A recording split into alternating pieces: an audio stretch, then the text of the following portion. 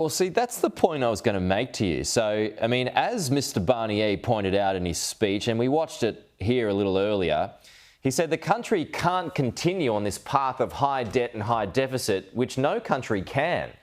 So what else can be done other than less spending and higher taxes, which is what he was proposing, right?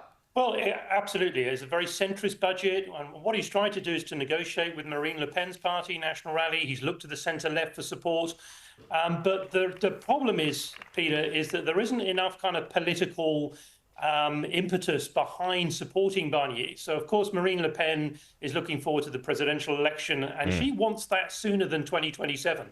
There are good reasons why Marine Le Pen, to do with court cases, she would love for Macron to resign and for the presidential election to be called.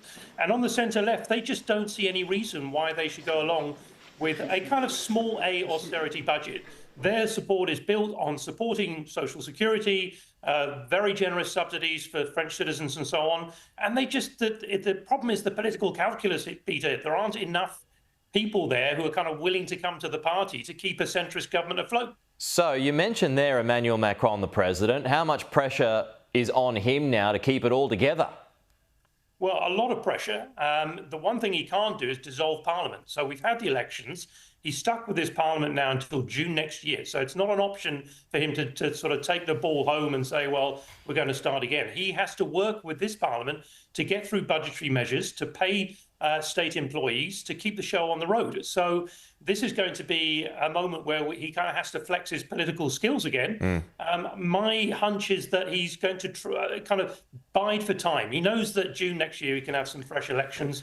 I wouldn't be surprised if he now huddles up for a couple of weeks to try and peel off some centre-left MPs and some centre-right MPs, try and narrow that gap of 43 votes, put in place maybe a centre-left figure, someone like François Bayrou or someone like Cazeneuve, someone like that, and then really try to buy the time, buy a budget, and get himself back into shape so that he can fight parliamentary elections next year. But that might not work. There might just be not enough traction in those negotiations, in which case we'll then get a technocratic government.